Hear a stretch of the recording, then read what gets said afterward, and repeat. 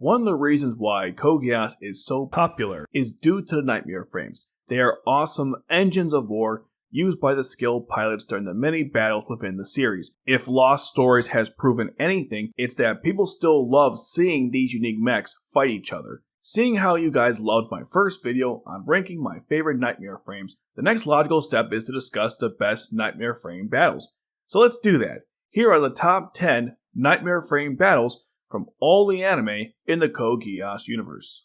Number 10. C2 in the Lancelot Frontier versus Colin in the Gurren Satan 8 Elements from Turn 24. At first glance, this battle probably shouldn't be on the list. It was brief, with Colin defeating C2, barely breaking a sweat. So why is it on here? Well, the answer is simple. It's the backstory of the battle that makes it worthy to be on the list. During the events of Geass, Colin had always been jealous that C2 was closer to Lelouch, the man she fell in love with. It's very obvious who Lelouch was more comfortable being around. Hint, it was C2 and not Colin.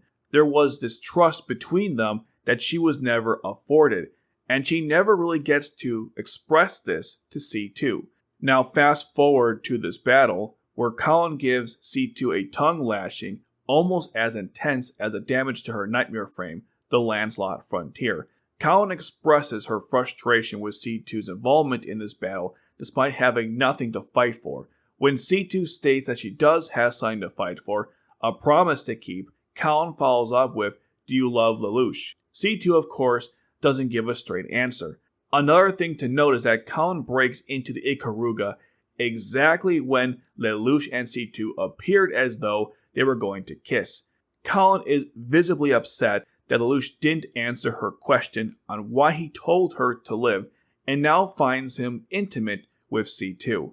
This was nicely timed payback from before when C2 interrupted her intimate moment with Lelouch back in Turn 9. It's a shame that Colin never tried to ask Lelouch again what he meant by "you have to live" when he was resurrected in the latest film. So considering the build up to this battle, you can understand why it made the list. Number 9. V2 in the Siegfried versus Rollo in the Vincent, Lelouch in the Shinkiro, Jeremiah in the S.E.I.T.E.N, and Cornelia in the custom mass-produced Akatsuki. It's a good thing that Lelouch found out after this battle that V2 killed his mother, because if he found out before, well, that would have been insane. Speaking of insane, that's a good word to describe this battle.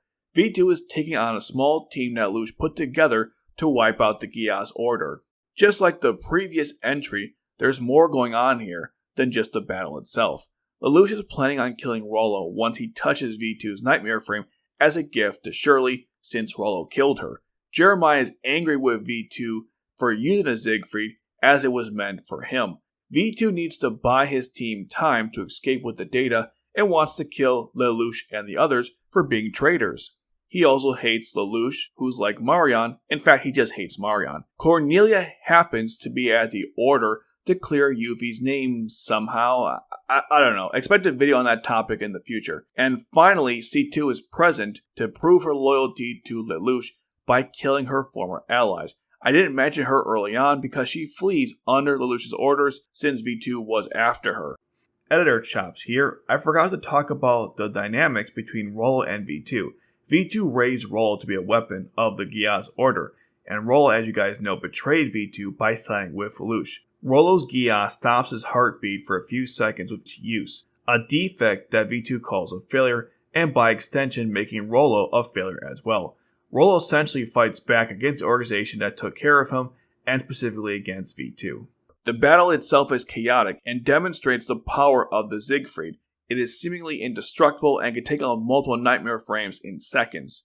Too bad Rockshot couldn't remake the same model for Jeremiah. Can you imagine him using that in later battles? Well, whatever. The weaker version that uses a S.E.I.T.E.N will have to do.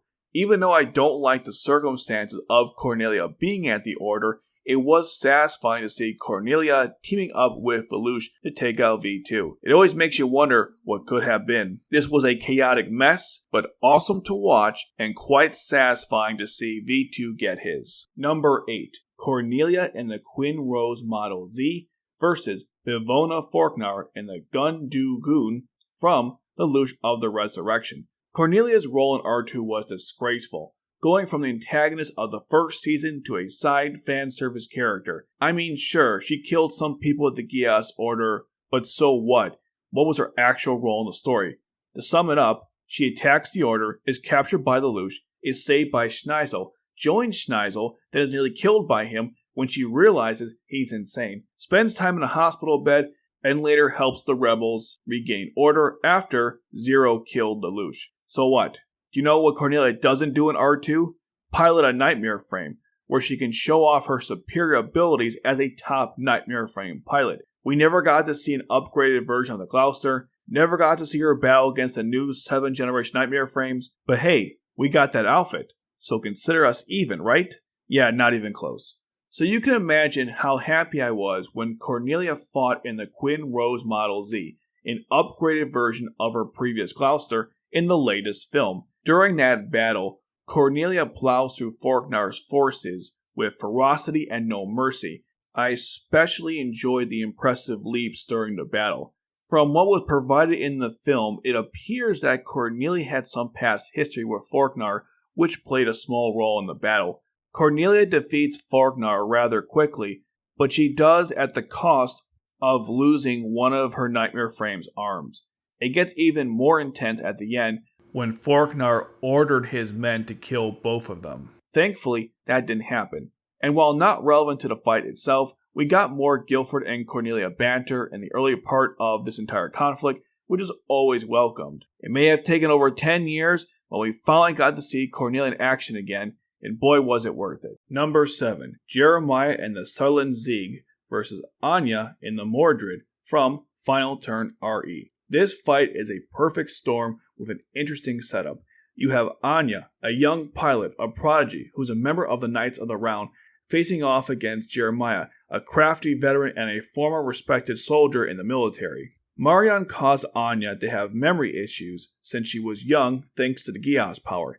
Interestingly enough, Jeremiah and Anya have an odd connection involving Marion. Jeremiah failed to protect Marion, which allowed V2 to kill her, and this led to Marion using her Geass of mind transfer to Anya.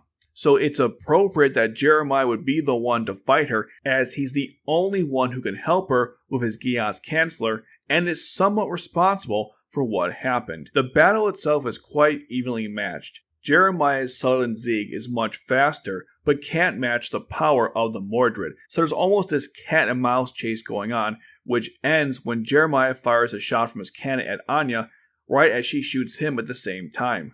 The Mordred's Stark Hadron cannon takes out the Sutherland Zieg with ease, but Jeremiah pulls out one last trick by ejecting his Sutherland, which he then uses to grab onto the Mordred and blows up, taking out the Mordred with his Knightmare frame. The dialogue between the two is excellent in summarizing the issues with both characters, and of course Jeremiah telling Anya to remember his name at the end as the one who defeated her was epic. What always gets me an emotional level is when Anya responds to Jeremiah during this part. Until this point, Anya had never shown much emotion. Well, in this scene, she breaks down crying, explaining that she had no memories. It's a very powerful moment, and Jeremiah had the wherewithal to use his Geass Chancellor on her. Since that day, Anya is in a much better place, living with Jeremiah, and in my opinion, as his adoptive daughter. Seeing her smiling in the end credits of Resurrection is beautiful, and none of that would have happened had this battle not occurred. Number 6. Suzaku and the Lancelot, Jeremiah and the Sutherland, and Valletta and the Sutherland versus the Purebloods in Stage 5. Lelouch used his Geass on Jeremiah to help Suzaku and Zero escape, and created a false rumor of Orange. This disgraced the Purebloods so much that they decided the best option to reclaim their status was to kill Jeremiah. So they tricked him to travel to the Shinjuku ghetto, where they had a trap waiting for him at the stadium. Once the fight starts, Jeremiah looked like a dead man, only surviving thanks to Suzaku's interference. Eventually, Valletta joins the battle as well, evening the odds. The battle itself has a twist ending, with Euphemia revealing herself as the Britannian princess this whole time. Every time I watch this fight, it amazes me how well it still holds up. This fight showcases the insane maneuvers that Suzaku can perform while piloting the Lancelot. It can move at fast speeds, get great heights on jumps. He cuts/harkens like it's nothing and even can block a Chaos Mine. He's a freaking monster. If you haven't seen this battle in a while, you should. It's a hell of a good time. Number 5. Suzaku and the Lancelot versus the Holy Order of Michael, specifically John Rowe's team. The entire team used RPI-13 Sutherlands, while Jean piloted the Gracchus. This occurred in Akito the Exiled OVA 3, The Brightness Falls. We have yet another brawl where Suzaku seemingly fights everyone at once. Shin Hyuga was playing chess against Lelouch, who was Julius Kingsley at the time. After the game, Lelouch starts to act up, causing Shin to speculate that Julius might actually be Zero. He then comments on the brilliance of Suzaku becoming a knight for the country that conquered his nation. Suzaku, in frustration, shoots at Shin, and Jean immediately arrives to block it. Suzaku counters this by calling his Lancelot with the USB key. I never knew you could do that. Once Suzaku gets in the Lancelot, we see Jean get her troops ready to fight Suzaku, and then it's on. Remember that Akito the Exiled used CGI to enhance the Knightmare frame battles, so if you thought Suzaku's battles were crazy before, you haven't seen anything yet. Suzaku moves even faster with the CGI, destroying the enemy Sutherlands with ease, dismembering each one. In these OVAs, the Knightmare frame combat consisted of more dismembering than what you saw in the original anime. During the chaos of this battle, Suzaku accidentally kills many of the foot soldiers who decide to attack him for some reason. The fight progresses from Julius's quarters to a hallway where Suzaku really shows off here. The guy rolls up the walls and even travels on the ceiling. It's just insane. And I love how he takes down one of the Sutherlands with several slashes using his swords. It really made the fight more intense when compared to the ones in the original anime. We get to see the Lancelot use his arms and legs as weapons during this battle as well. You have to give Jean some credit here. She was able to hold off Suzaku and gave him a good fight despite the obvious difference in their Knightmare frame strength and their pilot abilities. I know that Akito had its problems, but give them credit where it's due. These Knightmare frame battles were awesome. Number 4. Suzaku and the Lancelot Albion versus Bismarck and the Galahad, Gino in the Tristan, Monica in the Florence, and Dorothea in the Palomedes, from Art 2, Turn 22. After becoming the Knight of Zero when he joined Lelouch, Suzaku was then ready to unveil his latest Knightmare frame to the world, the Lancelot Albion. And what better way to show it off than by destroying the Knights of the Round still loyal to Charles, except for Naded and Anya. Unfortunately for Dorothea and Monica, Suzaku kills them in a blink of an eye, so we never see their Knightmare frames in action. If you're curious to actually see their Knightmare frames, read Oz of the Reflection.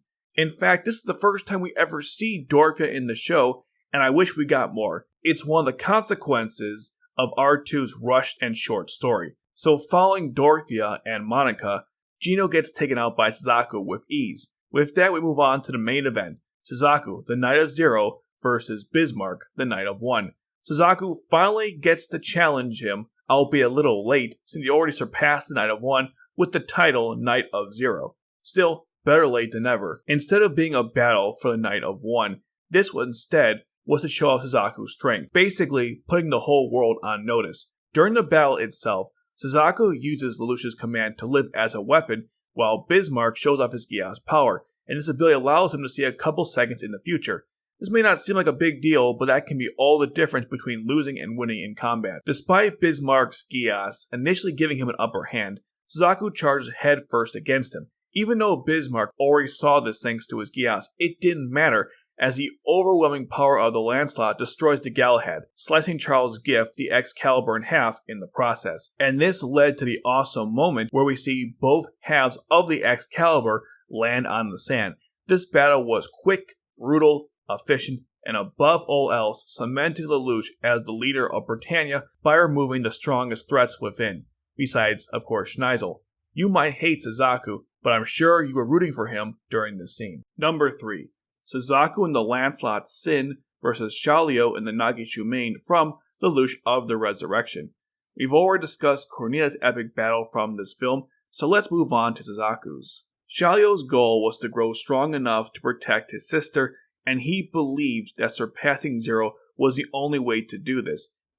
Xiaoyu studied Zero's past battles to learn his techniques, but failed to figure out how Zero changed tactics during the battles. Xiaoyu even captured Zero to interrogate him, asking these very questions. Obviously, the change of tactics came from the Geass command to live, but Xiaoyu's desire to surpass Suzaku is so great that he loses his temper and whips him several times during the interrogation. Thankfully, because his sister called him, he had to leave the interrogation in the middle. I guess we'll never know how he got up those stairs though. After Lelouch frees Suzaku, he partakes in his final plan to save Nunnally. While doing so, Suzaku pilots the S.E.I.T.E.N with the frame code designed by Shanti Chawla, Rakshata's younger sister. After Shamna uses her Geass to alter the past, in this new timeline, Suzaku is ambushed by Xiaoyu and the Nagi shortly after Bitter attacks Kallen. Despite the awesome power of the frame code, it's just too bulky and slow to keep up with the Nagi, especially after Xiaoyu uses the Magisto Omega, giving him after images during the battle. Eventually, the damage to the frame code is so significant, causing the Lancelot to fall to the ground, with Suzaku seemingly beaten and Xiaoyu gloating like an idiot. But after Zero's last transmission, Suzaku destroys the frame code, revealing the lighter and brand new model, the Lancelot Sin. Before continuing the fight, he assumed the traditional Lancelot pose that we have seen throughout the original series, and Suzaku's eyes started to glow, and that's when you knew the real fight was about to begin. With Shamna stuck in C's world, Xiaoyu had to fight Suzaku alone, and to his credit, it was pretty evenly matched throughout despite Suzaku tapping into the Geass command. This has to be the longest Knightmare frame battle in the entire series, regardless of what anime you're looking at or OVA. I mean, just for perspective, Lelouch goes to save Nunnally from C's world, and by the time that's completed, they are still going at it. The entire operation started at night and ended in the morning, which means that these two are going on for a very long time, and kudos to both pilots for having insane stamina, especially Xiaoyu given his physical handicaps. The fight ends in a familiar fashion as Suzaku punches the Nagi in the chest area, the same way Kallen defeats Suzaku in the final turn, and how he stopped her in stage 23. And then he follows up by finishing off Xiaoyu with energy projectiles from his energy wings. While I didn't like Xiaoyu as a character, he definitely earned my respect as a Knightmare frame pilot after this intense battle. Number 2. Suzaku and the Lancelot Albion versus Kallen in the Gurren Satan 8 Elements from R2 Final Turn RE. Look at that, another Suzaku Knightmare frame battle. What is that, like 5 in a row? Kallen and Suzaku face each other 6 times in the original series, with this being their best fight. But closely in second place is their first encounter at Narita. What makes this battle interesting is that there's a history between the two characters, as they've been fighting against each other this whole time because of their two different viewpoints on how to help Japan by making meaningful change to Britannia. Suzaku believes that working within the system is the best way to fix it, whereas Kallen believes that wiping it out and rebuilding it is the only way to make real change. And the two have had this argument back in Stage 19, and they have the argument here as well. Speaking of Stage 19, it was in that episode that Kallen told Suzaku that she vowed to defeat the Lancelot one day. And that day would have came in turn 18 had it not been for Lelouch's command to make Suzaku live. So Kallen takes full advantage of the opportunity to finally settle the score. This fight served as a bookend to this rivalry, as the Knightmare frames slowly revert back to their original versions, as the new enhancements are either destroyed or run out of power. The two started this fight using the base version of the Knightmare frames, and they ended with those same versions. I mean, obviously the versions they have now are more advanced than what they had back then, but they looked similar enough. You know what I mean. The fight takes place all over the Damocles, with some moments in the air and others on various platforms. And as I just mentioned, due to the length and intensity of the battle, both characters end up using the base versions of their Knightmare frame. The two of them get into a standstill as the Gurren specs are equal to the Lancelot's slightly worse specs, plus Suzaku using the command to live.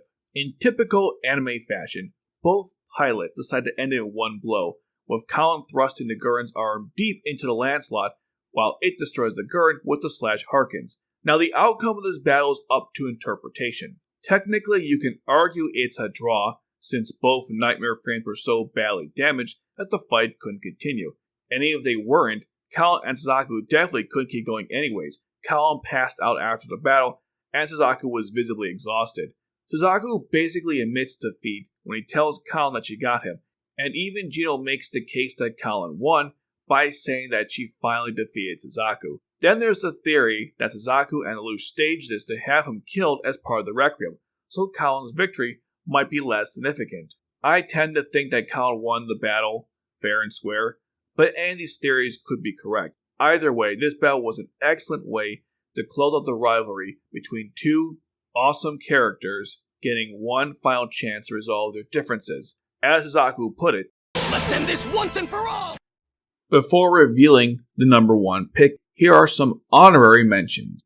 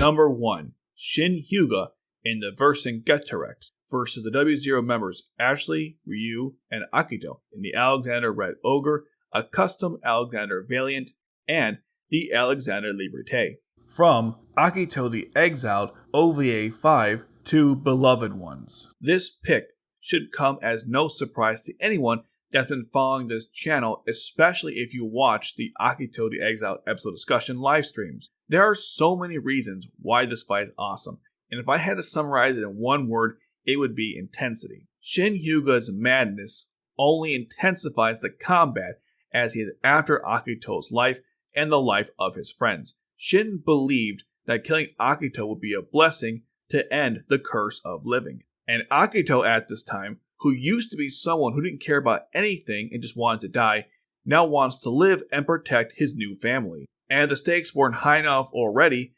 If they don't stop Shin Hyuga, he will use Apollo's chariot to destroy Pendragon, which would cause chaos and death on an astronomical level. This initial conflict starts with the siege of Castle Weisenwolf, and then eventually leads to Shin Hyuga fighting Akito and his friends.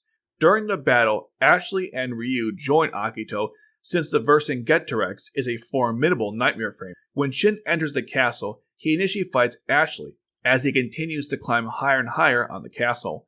After Akito, Ryu, and Ashley retreat, Akito returns later on to fight Shin. During this time, Shin's Geass activates and transports Akito and himself to the past while they were all fighting. While in the past, Shin and Akito observe very important moments, like Akito's birth and the death of his parents. Eventually, they would also return back to the original timeline to finish the fight, and this is where things get really intense. Akito dives into Shin, causing both of them to fall off the tower in an epic spot during the battle. Shin is unable to slow down the landing with a slash Harken, and the two continue to fight throughout the castle, leading to the graveyard. How appropriate.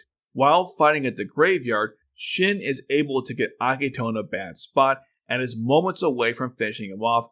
That is until Ryu and Ashley join the fray, with Shin defeating each of them with ease. This sacrifice allowed Akito to get back into battle and damages the Vercingetorix to the point where both pilots have to eject and end the fight with swords.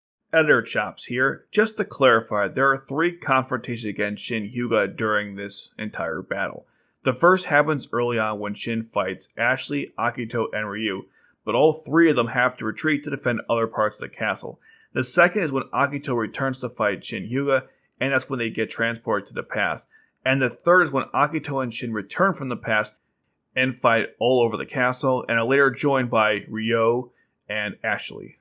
This battle had it all: a mass melee with fast-paced Knightmare frame action, different locations to keep things interesting, high stakes to keep the audience invested, and a strong emotional story behind it all. And that is why the final battle to conclude Akito the Exiled is the #1 Knightmare frame battle in all of Code Geass. That's the list. Let me know in the comments below which Knightmare frame battle was your favorite, and if you enjoyed this video, check out my other video where I ranked the Knightmare frame. Let me know if you want other videos on Knightmare frames. I could do more videos on the main ones and more Knightmare frame battle compilations. Until then, as I always like to say, the world is not a dark place, and tomorrow will be a good day. Thanks for watching.